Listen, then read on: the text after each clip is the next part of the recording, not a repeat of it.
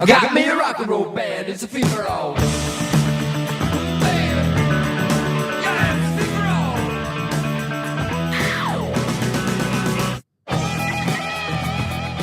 Hello, freebies, and welcome back to the Free-for-All podcast. It's episode number 91 here from the KFDX Plus studio. My name is MJ Baird, not Jordan.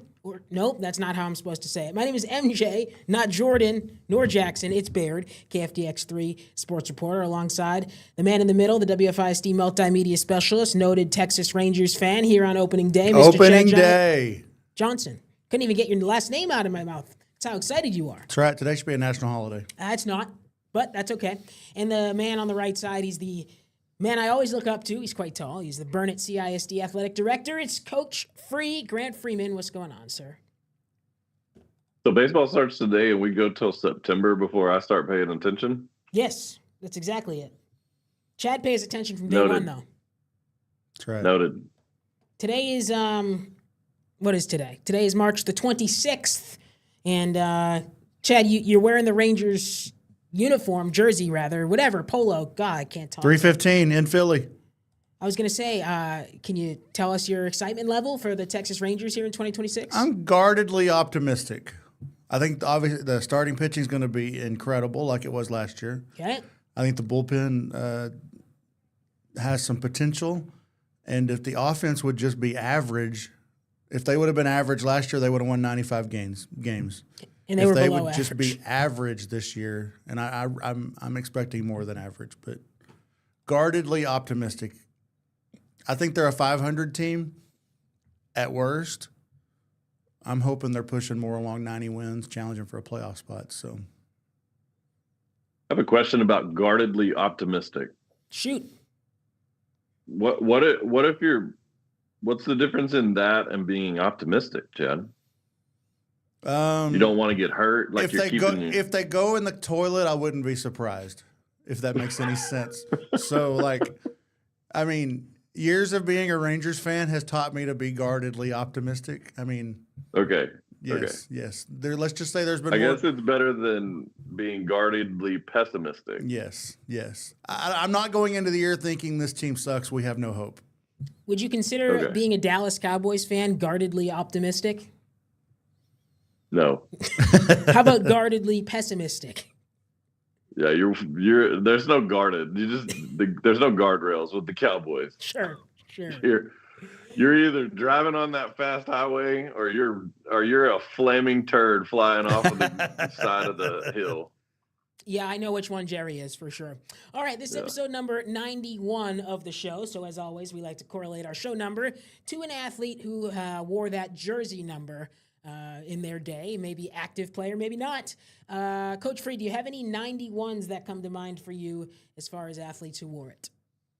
Yeah, it's not even close for me. It's Dennis Rodman with the Bulls. Again, the catalyst of that second three-peat, the defensive heart, the rebound machine, and the just chaos maker. I loved the Worm. One of my favorite posters in my room was him full layout.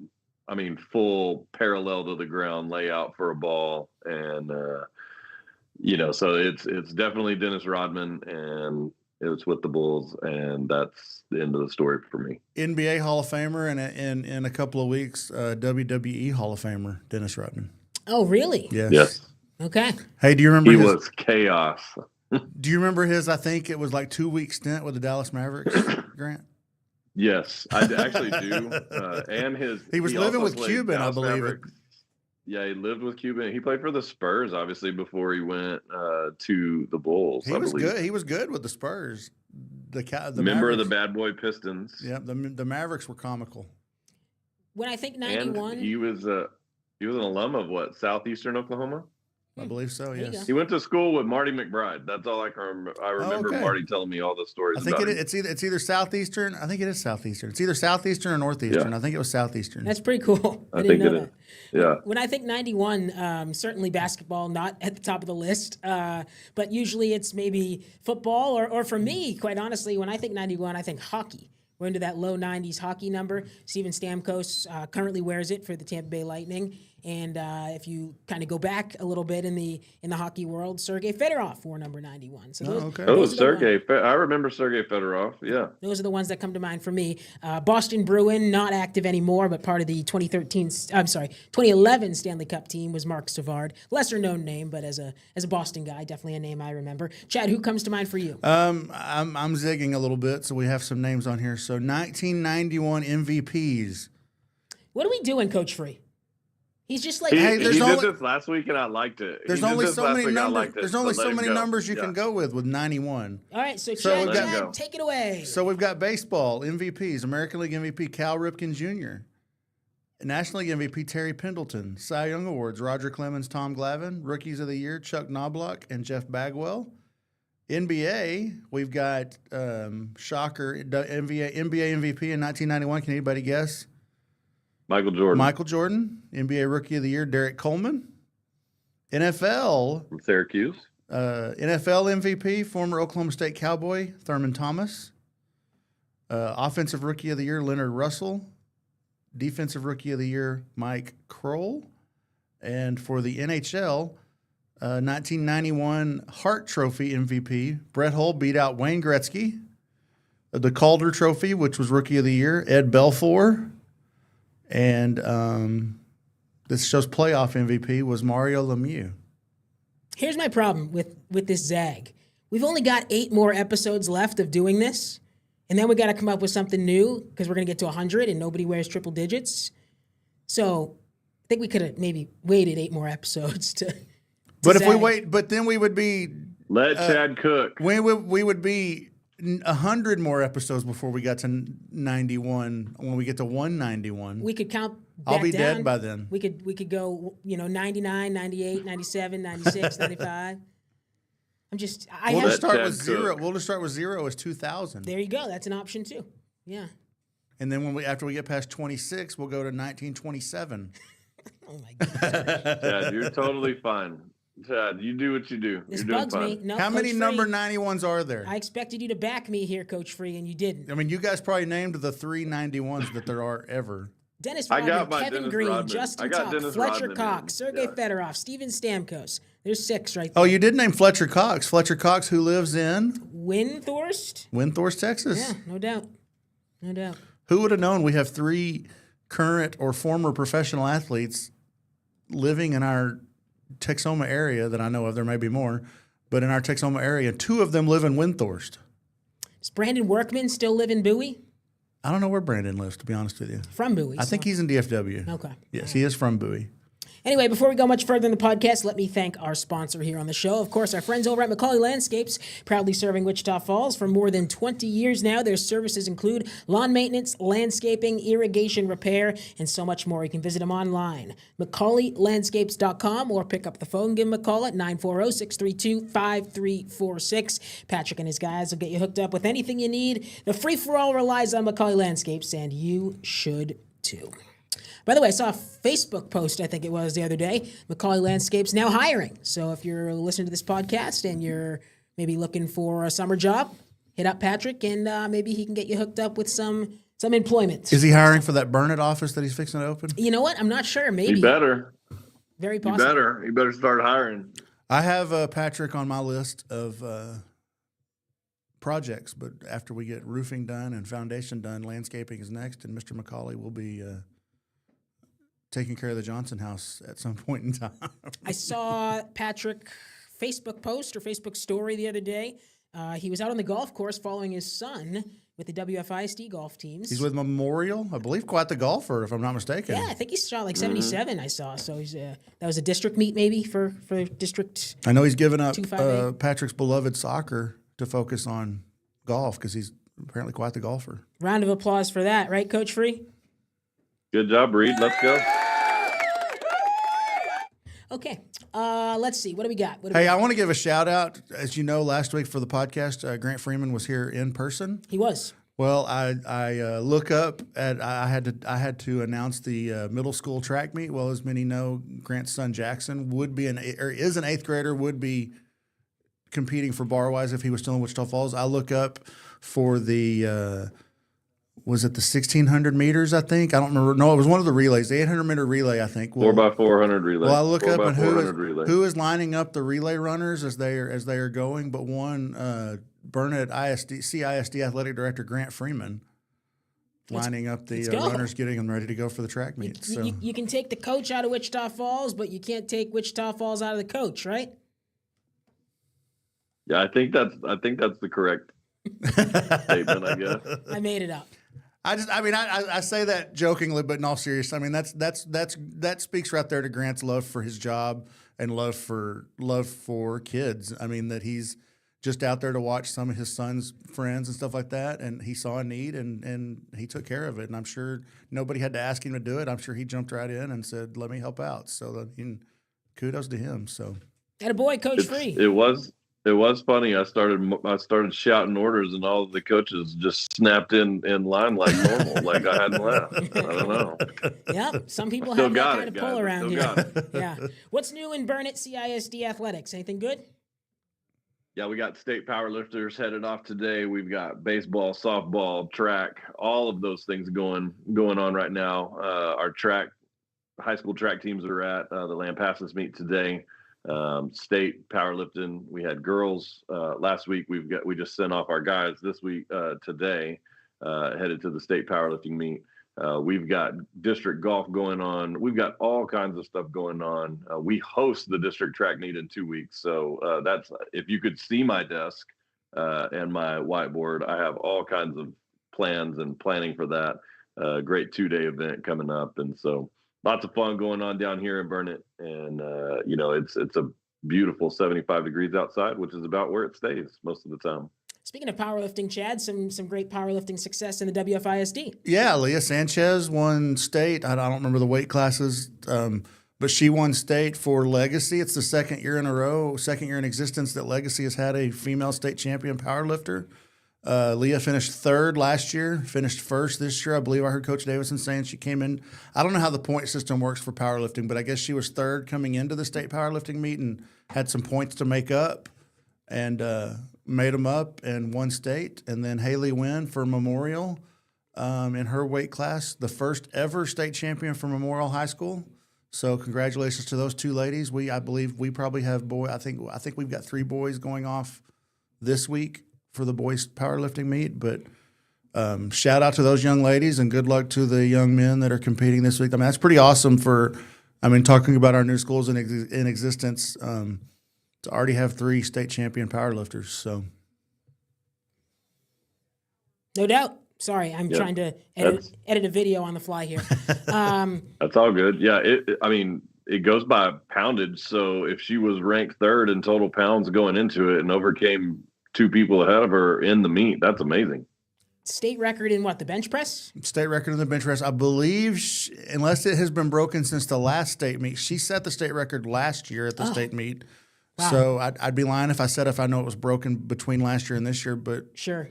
I mean, broke her. I'm gonna go with broke her own state record. So I love it. She's also speaking of Leah. Leah is the ace pitcher for the Legacy softball team. Yeah, I believe a pretty good offensive player as well. So not just powerlifting these young ladies do, but they and that kind of speaks right there as another sport out there that boys and girls can compete in, and it really doesn't matter your height, your size, whatever. They have weight classes for everybody, and get in there. You might surprise yourself. Coach Free, I know that you're one to be in the gym working out, but you're not powerlifting, right?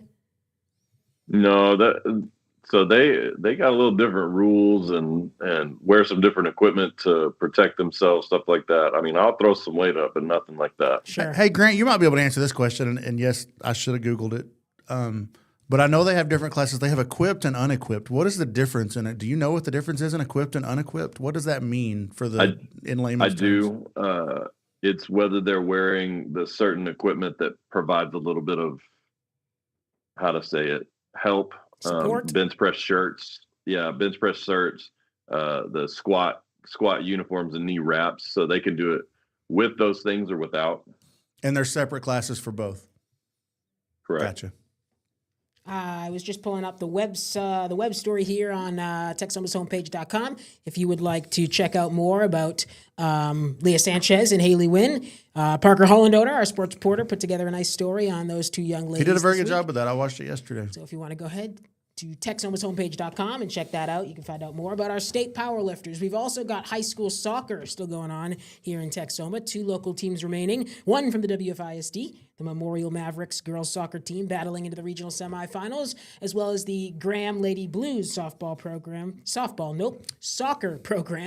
Their deepest playoff run in program history. Now, program was only founded way back in 2018, 8-9 years ago, but still, they've never been this far in the playoffs. So shout out to the Lady Blues and to the Mavericks. Memorial plays Friday, 5 o'clock. In Mineral Wells. In Mineral Wells, thank you. And Graham plays Friday, 6:30 in Weatherford. So to recap some of that a little bit, I'd be lying if I said I followed area soccer a whole lot. But speaking of Graham knocked out Canyon Randall last week, who was the defending state champion, and I believe 3rd or 4th in state, if I'm not mistaken. Sounds right. I know they were defending champs.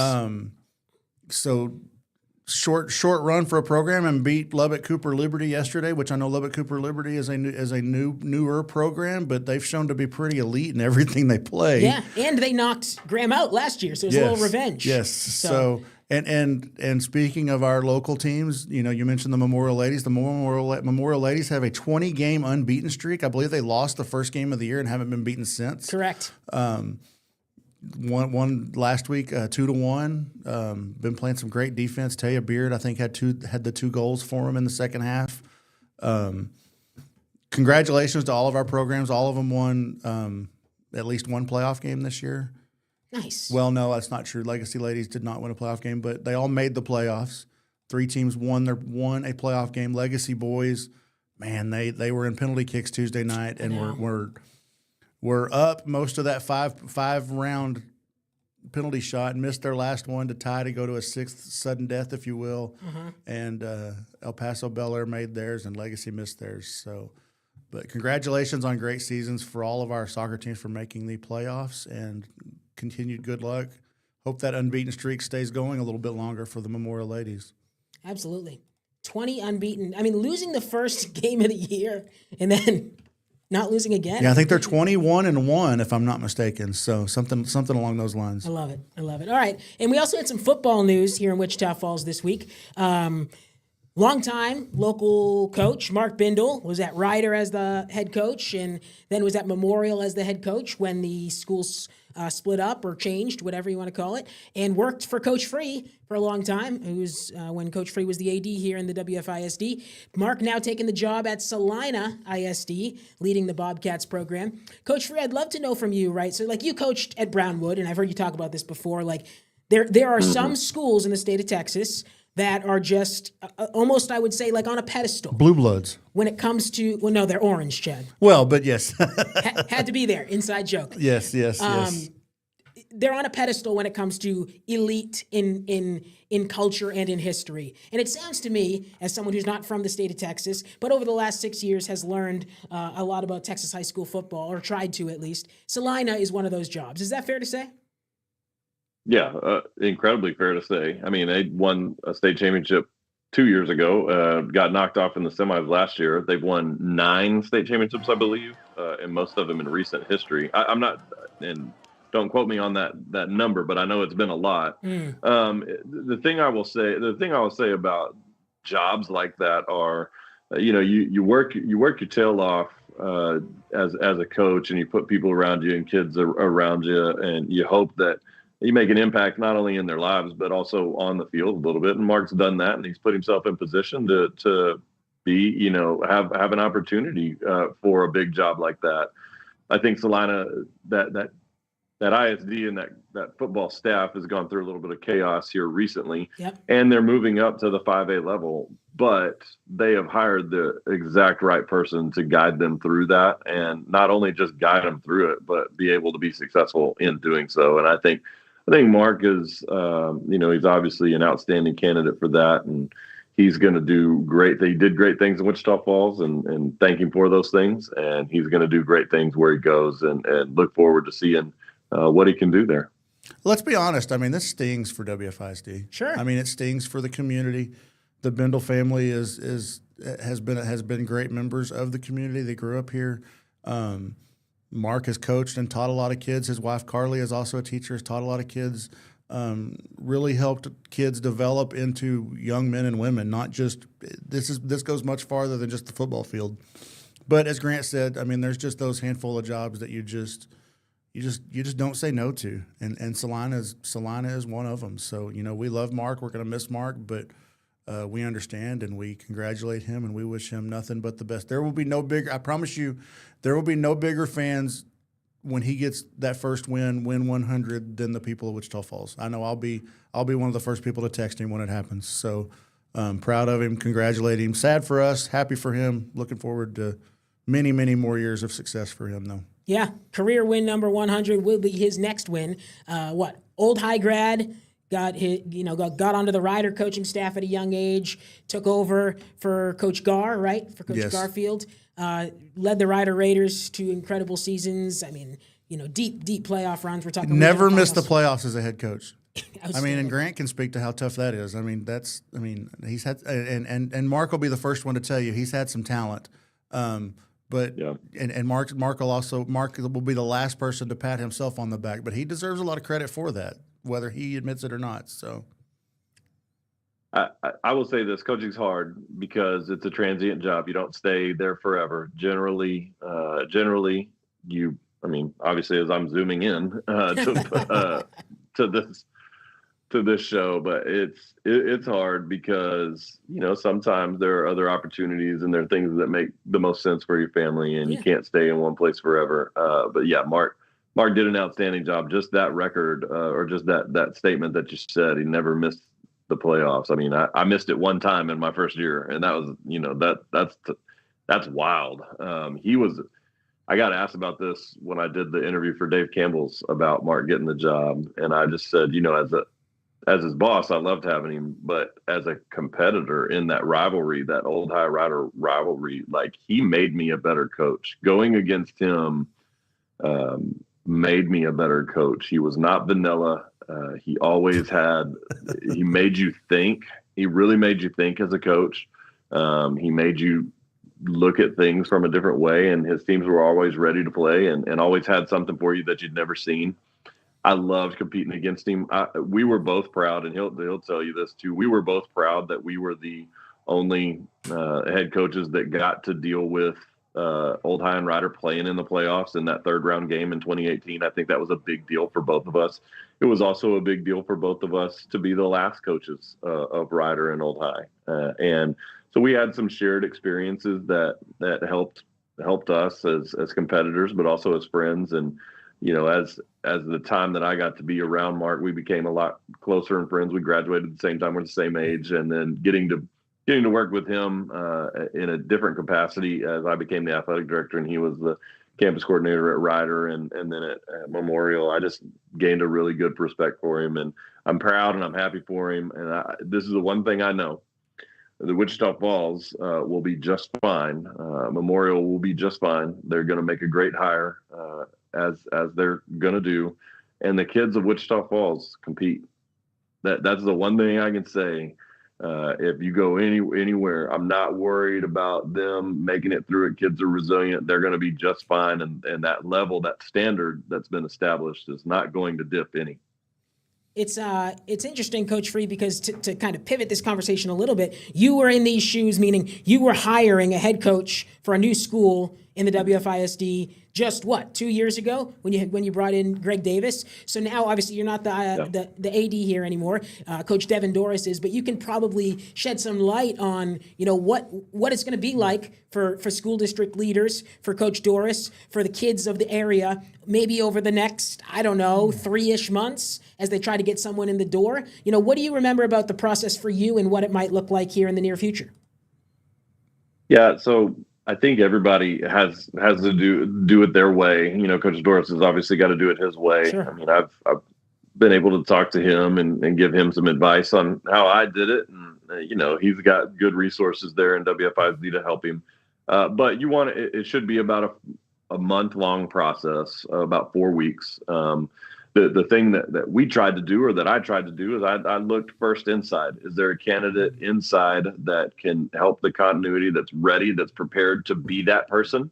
If that person exists, then you kind of flesh it out and figure out if not only if they can do the job, but if they're willing to do the job, or they have a plan or a mindset to move into that spot. Because sometimes people can do the job, but they don't have a plan or a mindset to be that person. Mm-hmm. The second thing that you do is, you have kind of a Rolodex of about 5 to 10 people that you're familiar with, that you need to contact and gauge their interest in that job. And then finally, you kind of open it up to see what that job looks like on the free market, to see how attractive it is, to see what kind of talent you can attract. And I think somewhere in there, you take all of that and you pit those people against each other, and that competition helps to bring the best person to that scenario. That's what we did. That's kind of what we did last year with Legacy. I felt like we got the right person in the building. I think Greg Davis was the right hire. But I think Greg Davis rose out of that by being the right hire based on that competition and based on all of those things that we did that would help, that got us to that point. Because you don't want to hire this position again. Right. In a year or in 2 years. You want to hire the right person that's going to sustain it for a longer period of time. I think if they take those things into account, then they'll find the right person for Memorial High School. Let me just say a couple more things just to kind of tie a bow on Mark. First of all, taking him off the football field. Any conversation I ever had with Mark Bindle, one of the first things out of his mouth was, "How are you doing?" And that can be a generic sometimes. We all say, "How's it going?" whatever. But, I mean, he genuinely wanted to know people and wanted to know how they were doing and genuinely had an interest in people. I also think you guys can agree there was no more fun interview. I mean, Mark's been on our show a few times. He's been on the WFISD podcast. You've interviewed him multiple times. There was no more fun person to speak to have an interview with. One of my favorite moments was it was a game a couple of years ago, and MJ had told me he was doing a live interview with Mark before the game. This may have been when Ryder was still open. I think it was when Ryder was still open. Yeah. Well, Mark is a noted Lady Gaga fan. Well, MJ said, "Hey, I'm going to do this live interview, and while I'm doing the live interview, will you just play Lady Gaga music over the speaker?" And MJ, every question had some sort of Lady Gaga song reference. Yeah. Well, Mark is quick. He is. I mean, as I recall during the live interview, he's like, "I know what you're doing here." Yes. But he rolled with it. He never even stopped. MJ, did you do Mark and I we would always do that live shot before the Ryder Old High games. We always did it together. Yeah. Mark, I don't think it had ever been done together. Mark and I always did it together, and it was always like we would try to mess with each other in the interview. Did you ever get to do any of those? I can't remember if that was you or not. Yeah, I didn't do I did not do the playoff one. That was like my first year here, but certainly maybe the last one. I might have done the last one. Yeah. Yeah. And it was always live, too. That made it worse. And Mark knew it was live, and we both knew it was live, so we tried to get each other every time. Yeah. It was a lot of fun. Why not? Chad, I'm seeing if I can find that interview because it was so funny. It was hilarious. And now, to be fair, the regulations have changed a little bit. Let's put it that way. We're not allowed to have that music in the background anymore. But you can't stop the PA guy from playing live music. Listen, beg for don't ask permission. Beg for forgiveness, right?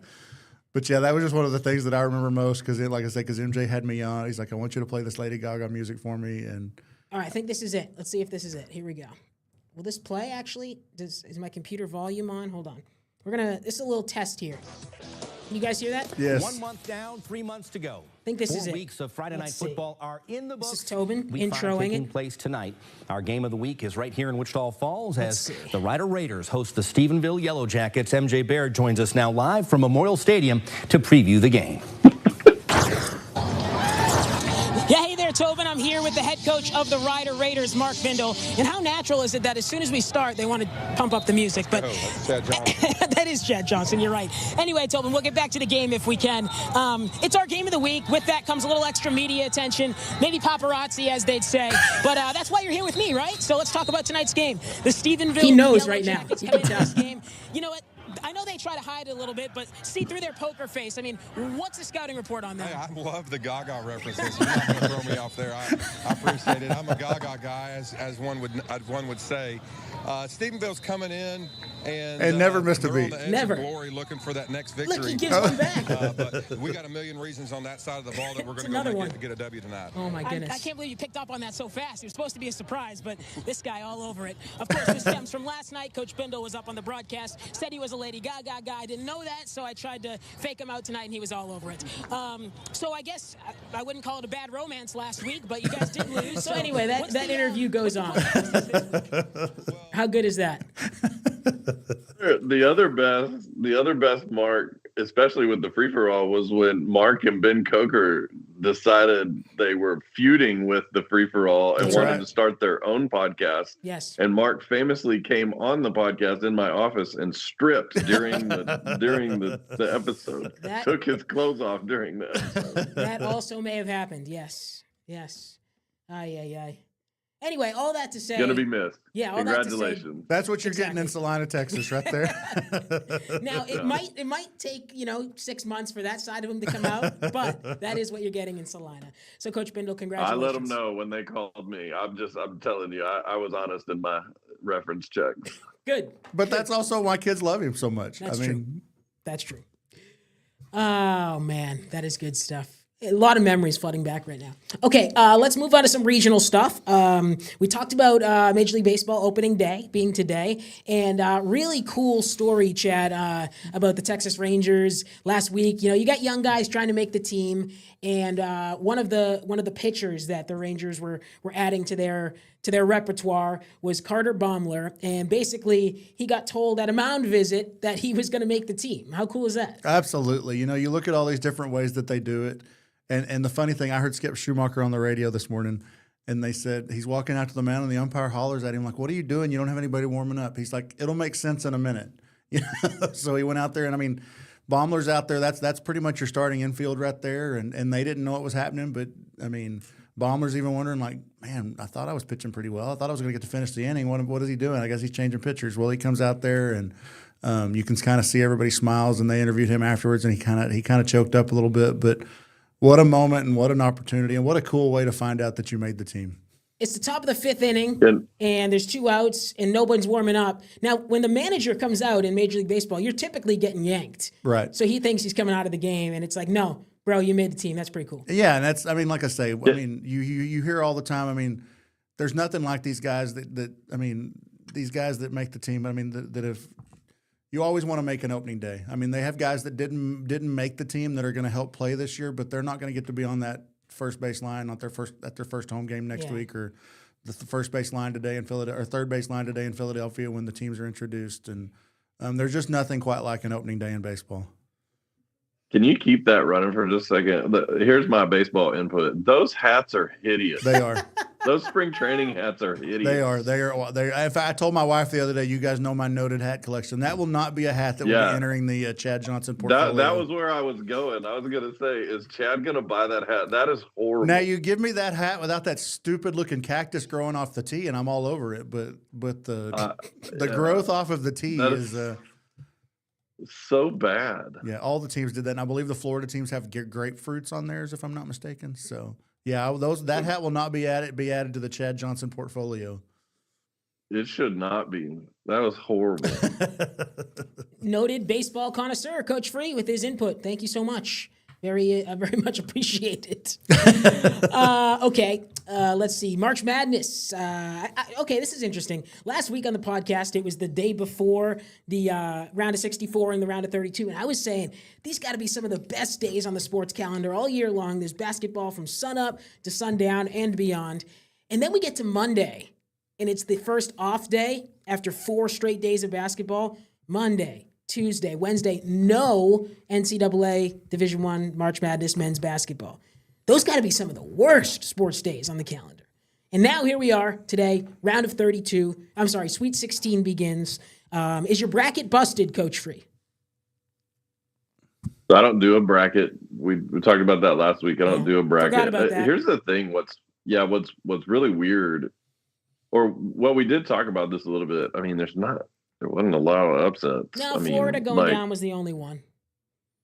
Yeah, and even at that, like it's kind of looking like football now, where you have the top end and you really can't compete with them maybe on a one-off, and the bottom end of people. And I just think that's a carryover or symptom of the NIL. And so, you can pick chalk all the way around and you're going to have a 80% plus bracket.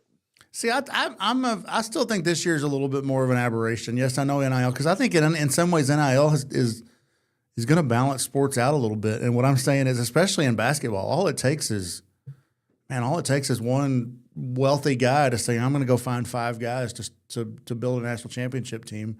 Now, it didn't happen this year, but I mean, there have been a few moderate 4 1 seeds in the Final Four last year. Right, but how many 1 seeds are still alive this year? All but one. All but one. 3. Okay.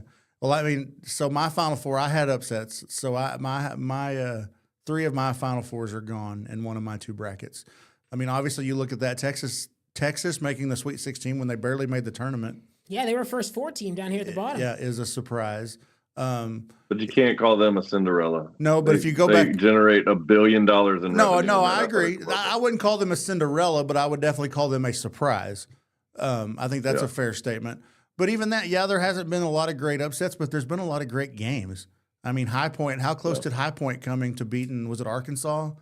I mean, they had them on the ropes for a while, but Arkansas ended up rallying in the end. And how many people other than us that hosted a regional tournament here even knew High Point was a university? Sure. Obviously, and I say that because I think is it Brendan or Braden? I think it's Brendan Hassan, who played at Amarillo when Amarillo won the regional title here. Plays Braden's at Iowa. Braden's at Iowa now. Yes. That upset the Florida. Yes. So this is what's interesting, and I know Chad and I sit on different sides of this fence. We did in the football conversation. We're going to in this one. This is where basketball is a little bit more. You only need 5, and so you can see some upsets in there.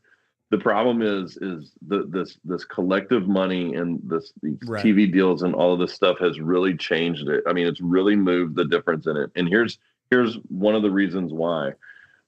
Used to, you were getting the one and dones that would only go to the big schools and they're one and they're gone, which is still the case. But now, if you are a mid-major and or somebody below that, and you have a good player or good players on your team, they're going up. They're going to end up on a larger team the next year, and then they're going to be gone.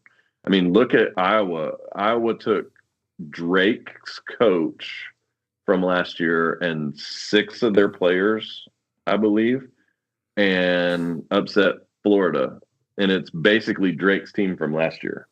No, it's just such a different world. I absolutely agree with that. I mean, I'm hoping as an Oklahoma State parent, I'm hoping that works in basketball. I mean, in football this year.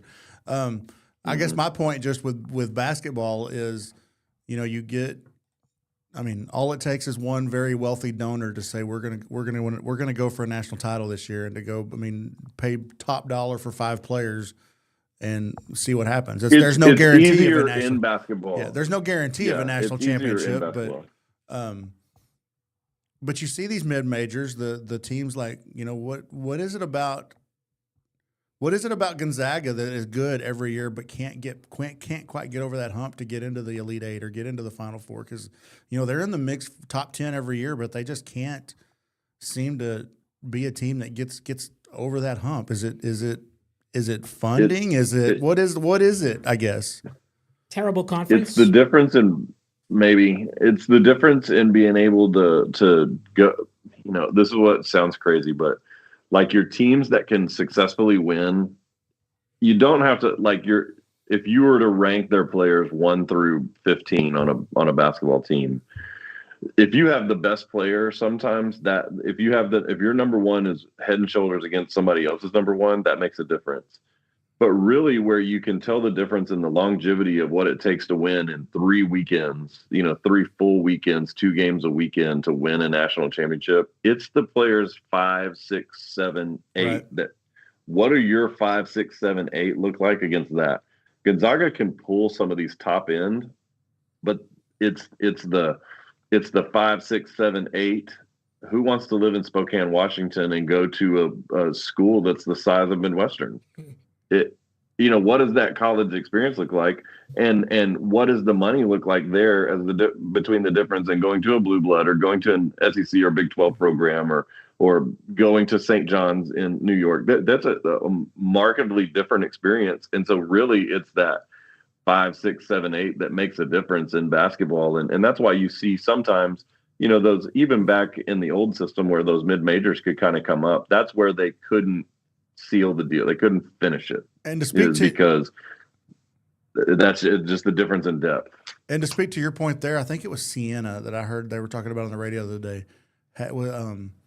Played 5 guys the entire game, and they were leading. Yeah, Jerry McNamara. They were leading, halfway into the second half, but right there they basically just said that when you're playing for all your starters are never leaving the game. They ran out of gas, and I don't even remember who it was they were playing had those bench guys to if nothing else at least could be serviceable while the starter took a blow. So that kind of speaks to that point a little bit on the depth aspect. While we are talking about college basketball, I thought it would be a good time for our trademark segment. What are we doing? What are we doing? What are we doing? What are we doing? What are we doing? Ask myself that question all the time. All the time. Did you see anything regarding the new Providence College head basketball coach, Coach Free? Brian Hodgson? Definitely not. Didn't he used to be the? Oh, he said he's the one that made the comment about, I know I can recruit. Look at my wife. Oh yeah. That is the gentleman, and I've got said clip for you right here. Didn't he used to be the head football coach in Jacksboro? No. That's Brian Hodnett. Okay. It was a bad joke. Got me all Sorry. sorts confused. It was a bad joke. This Sorry. is Providence College's newest head football coach. See, now you got me all screwed up. Jay. Newest head basketball coach, Brian Hodgson. A clip from a few years ago when he was at USF and from a few days ago at Providence College. If you have any questions at all about my ability to recruit, look no further than my beautiful fiance, the best recruiting job of my life. If you ever want to question my recruiting abilities, just take a look at my wife, Jordan.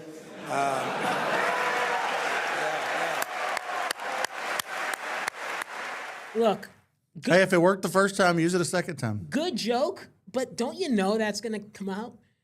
Like, I wish he had followed that Providence comment up with, it's an old joke, I made it before, but here's a good one. Hopefully it doesn't go from fiance, the first job. Full screen. Uh-oh. Oh, we lost you. We blurred it. Hi, Miss Hillary. Can't see it. Oh, boy. Yeah. Anyway. I agree. So you can recruit? Is that what you're saying, Coach Free? I agree. That's all I'm saying. Well, I agree. There are 2 people on this frame that outkicked their coverage. We'll just say that. Mm-hmm. Single. Again, that's all I'm saying. Like, I love his statement. I think I'd have done it once. Yes. So it went from fiance to wife this True. time. Hopefully the next time it doesn't Oh, no. end badly. And the next time he's like I said, I'd recruiting have thrown that analogy out once. Yeah. And it worked great. He got a better reaction with Providence. He did. Go Friars. Also, part 2 of what are we doing here? Coach Free, what's this? All right, so I am getting out in front of this. This is Ben Spear. This is head football coach Burnett CISD Ben Spear making fun of Coach Free's bell ringing ability. And he is a noted free-for-all enthusiast. And he wanted this video submitted because he has been messing with me about my bell ringing abilities. He said that this is not quality bell ringing ability. What is on your head? Headphones. It's a headset and then a hood, and it was very hot. And they all got in trouble because it's been a while since I put a headset on, and I just defaulted back into that mode. I think I had to get after some people when that headset came on. I don't see any problem with my bell ringing ability. Honestly, I don't either. I really don't. Thank you, MJ. Yeah. Thank you. Yeah. Maybe a little uninterested, if anything, but nothing wrong with it. It did the job. Well, he has used that video as ransom for me, and he's sent it out multiple times, And what he forgets is don't. And I told him this yesterday. Don't start a land war with Russia in the winter. Don't poke the bear. I hold the final gavel. Well, you got to get some video on him then.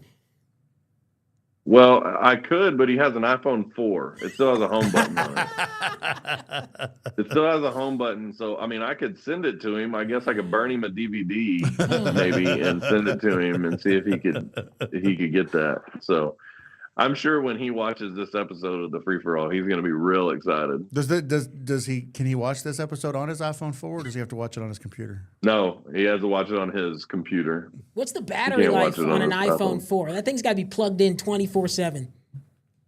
All I'm going to say is that 2007 called and they want their phone back. Speaking of 2007, you know who was a really good NFL quarterback in 2007? This guy, Tom Brady. Did you watch any of this flag football, Coach Free? I liked it. I thought it was interesting. I don't just love it, but I did think it was interesting. Chad? I enjoyed it. I mean, I think it was eye-opening for some of these NFL guys about what it takes. You know, obviously they're incredible athletes and incredible NFL players, but flag football is a completely different game. And these flag football guys, to the Olympics? Yes, and I think that's where a lot of the consternation has been. Is a lot of these NFL guys say, "Well, we want to play in the Olympics," and a lot of these flag football guys are like, "Well, you guys aren't flag football players." So I think that was kind of the gist of this little mini tournament. And that Team USA team put a whooping on those teams. Yeah, the NFLers lost. And yes, you're right, Coach Free. It's come to the Olympics in 2028. So the impetus, I guess I heard Brady talking about this on the Fallon late night show. It was basically the Tonight Show. I'm sorry, NBC property. I've got to get that correct. Basically just let's gain some momentum for flag football before it comes to the Olympics in a couple of years here in the United States, by the way. But yeah, I mean, I don't know if you can see bottom right, just the clip of this video. Here's the score, 43-8.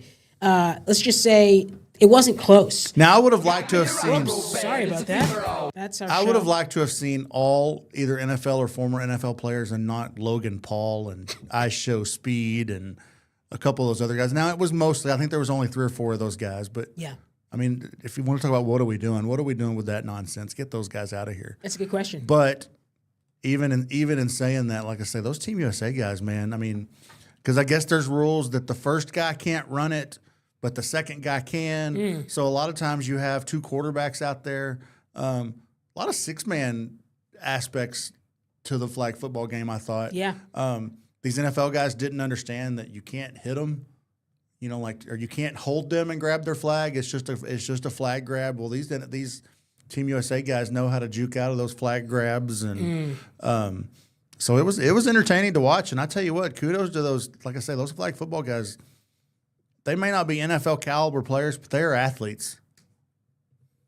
It's football. I'm interested. Okay. Yeah, it was fun. I mean, I guess the ball is a little bit smaller. If I'm a Bengals fan, I don't know how I feel about Joe Burrow out there. Oh, speaking of the Bengals, jumping around and potentially hurting his knee or something like that. But that's an unbelievable transition, and you didn't even know it, because here's the deal: our quote of the week comes from a Cincinnati Bengal. Look, if Joe Burrow goes down, ruins his knee, the Bengals will be just fine, because Joe Flacco is back in town, and Joe Flacco went to the media podium and basically went off thinking that I don't know. Does he think he's Tom Brady? Let's have a listen. That's not it. Take 2.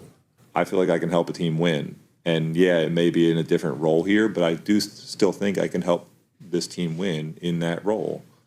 I had a lot of fun with Joe, and Joe's the guy. And believe me, I wish I was a guy somewhere. And I think teams are dumb for not having me be that guy. But it is what it is, and I'm not going to let them or it get me down. I'm going to be the person I am and just approach football the way I always have. So the age-old question is Joe Flacco elite? But I mean, he's 41 years old, and is he wrong? Maybe not. I don't have a problem with the comment, because it's just confidence in his abilities, and I think in his mind he's saying I don't think he's sitting there saying I'm elite, but I think he's saying I'm one of the best 30 quarterbacks in the NFL. Okay. But like he said, other people don't think that, so I'm perfectly happy being Joe Burrow's backup. I don't have a problem with a player thinking that because I want him to have that mentality. So then if Burrow goes down, he's got that mentality that we're not going to miss a beat when I come in there. I don't have a problem with it. Chad hits it. I think Chad hits it in this aspect, though.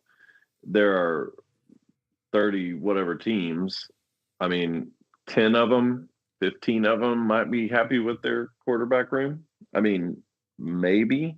I would say there's 5 to 7 elite quarterbacks out of that 30 plus. Joe Flacco, and the way he's played in the last 5 years, would signal that he's one of the best 30. Let me ask you this. I mean, just specifically one team, and this is just me asking. Obviously, the team thinks different, but would you feel better about the Falcons situation if they had a guy like Joe Flacco in there competing with Tua and Penix? Penix can't stay healthy. Tua can't stay healthy. Both haven't really proven it yet as an NFL quarterback. Flacco is a guy that can play for you. The Raiders. We could go down the line. Yeah, I was going to say we could go down the line, and I could tell you all the ones that I would choose. I mean, Miami he's Dolphins. better than that room. Yeah, the Dolphins are another one. New York Jets. Better. Arizona Cardinals. They don't have a quarterback right now, do they? Pittsburgh Steelers, depending on Rodgers. Better. Cleveland Browns. 100% better. I think that's the one he's referring to because that's where he was, wasn't it? Yeah. He was there. They traded him in the division. I did look up his stats. And he had better stats than the guy that replaced him that everybody is proclaiming as the next star quarterback in the NFL. Shedeur Sanders? Yes. 60.3 completion percentage, 2,500 yards, 15 touchdowns, 10 interceptions. Ranked 25th among qualified players in QBR, 2-8 across stints with the Bengals and the Browns last year. But why does that make a difference to him, Joe Flacco? Like he's made tons of money, whatever. Sure. Like he's 41 years old. You know where it makes a difference is there's a major difference between starter money and backup money. I mean, different level. If he was so he's making, what does this article say? He's making $6 million this year with Cincinnati as the backup. He should be around 20. But would he get 20 at 41 years old from the Dolphins as the starter? What did the Dolphins just pay Wheatley or whoever they just signed? Malik Willis. They paid him a lot. 3 years, $65 million. Yeah. So around 20 a year. That's what I'm saying is 20 is about the baseline for a starting quarterback that's not on a rookie deal. I think if he's going somewhere as the shoe-in starting quarterback, I think you're looking at 18 to 22. I think that's about right. Let's say the Dolphins. That's triple what he's making. Let's say the Dolphins called him tomorrow, though, and said, "We want you to come be the starter. We'll pay you whatever he's making now, $6 million a year." Does he say no? Said he wants to be the guy somewhere. I mean, I think He would say no. Interesting. How much money? His agent wouldn't let him do that. Sure. Go ahead, Chad. I'm thinking out loud and I'm looking it up. I'm curious how much money has Joe Flacco made in his career? Let's see if this article has it. He's made $190 million over an 18-year NFL career. Yeah, doing well for himself. Very well. The biggest contract he signed was 6 years, 120 in 2013 with Baltimore. Very interesting comment, I think, to call 32 teams, but I guess 31 teams dumb. But I think he's just betting on himself. Yeah, but what I'm getting at is I don't think he's necessarily wrong. Right. Yeah. I don't think it's all 31. I think it's about a handful of 10 to 15. Sure. And you start looking at backup jobs. I mean, Cincinnati as an example. He is the unquestioned backup. There is no question whatsoever who the starting quarterback is in Cincinnati. Right. But you're also talking about a guy that doesn't always stay healthy. I was gonna say Joe Burrow hadn't made it through a season yet. But has pretty talented players around him. So Flacco, I mean, that's a job right there that if Flacco becomes the starting quarterback, he could succeed in with the talent that's around him and in a situation knowing Burrow is probably going to miss 3 or 4 games. Chad, last week you came up with a really good idea for the end of the podcast to start ending it with Texas high school mascots. Now, I went to Tobin, said, Tobin, do you have this book that Chad's referring to? It used to have the mascots in it. We looked for it, couldn't find it. This is the closest thing we could find. It lists all the Texas towns in it. Oh, okay. So this is how we're going to do it. So I guarantee you that book's in his office somewhere. He thinks he's like, I know I've got it somewhere, but he said, I'm going to look for it. So Coach Free, this guy. Yeah, it's basically the same thing, right? Has every team? Yes, pretty much. Coach Free, give me your favorite number 1 to 104. 31. So I'm going to go to page 31 of this book, and we're going to pick a town that's on the list. That book Grant has is probably what he uses to study zip codes. Maybe. I would too. It is. Page 31. This is the famous coach's book. So we are in these are the H's. You can't see that. This is the H category. So I'm going to go with Hardin, Texas. Do we know the mascot in Hardin, Texas? I'm gonna go Bulldogs. I'm looking it up. Someone watching at home who actually knows Hardin. is yelling at their screen. Grant's right cheating. now. Hornets. The Hardin Hornets, UIL class 3A. Always guess alliteration. Yeah. You will never go wrong with alliteration. Okay, another H. We'll do 3 every week. Another H on page 31. Harper. Do we know the Harper, Texas mascot? Mustangs. Harper Mustangs, all right? I should know this. Harper is Cowboys or something like that. According to Google, it is the Harper Longhorns. Longhorns. And then we'll go with a bigger town, Haltom City. That's the Buffaloes. Buffaloes. Bang. Good It's job. the Haltom Buffaloes. Haltom Buffaloes. There you go. Scott Hafley, former head coach. That's I right. didn't know that. Current head coach, 1993 Rider graduate Jason Tucker. There you go. Where is Haltom City? You go through it if you're Birdville. going. Yeah, you go through it if you're going down 820 towards Globe Life Field or AT&T Stadium. Very good. It's Haltom, Euless, Bedford, right there. That's Hurst, Euless, Bedford. It's Haltom is with Richland. It's up in Birdville, Northwestern Springs. Yeah. Good deal. Well, that's our new thing at the end of the show, Chad. So good job. Thanks for coming up with the idea. Well done. Let me thank our Broken sponsor. clocks right twice a day. At least twice, yeah. Our sponsor on the show, of course, our friends over at Macaulay Landscapes. If you need anything done referring to your home, lawn care, landscaping, irrigation repair, any or all of the above, hit up our guy Patrick, 940-632-5346. Do us a favor, follow us on the social medias. We're trying to get to 100 followers on Facebook. If we do that, we can get to Facebook Live, these shows. We were YouTube Live today, but we're trying to get to Facebook Live as well. So if you'll do us a favor and follow the Free For All Pod on Facebook, also at Free4All_pod on YouTube and all the other social media platforms. Gentlemen, I think that's it for episode number 91. Anything else you guys got on your mind this week? No, good luck to Shout out Jackson Freeman, school record in the long jump last night. Let's go. Yeah, while we're shouting out kids, shout out to my daughter. Had a nice little junior recital the other night at Oklahoma State. A little short on sleep yesterday, but great job setting all that up and practicing a lot of music and playing well. Long jump, is that Jackson's specialty on the track? No, but I mean he's done well at it. He's tripled and long. He's won or second most of our events, and then he's a 400 runner. So what's his height? What's he up to height wise now? To disappoint Trey Lawson, it's almost about 6'2". Yeah, Trey saw him last week. Sorry. Must be nice. Honestly, must be nice. All right, folks, thanks so much for watching, for listening. Follow us on all the socials. Thank you to Macaulay Landscapes, and we will see you back here next week for episode number 92. See you then.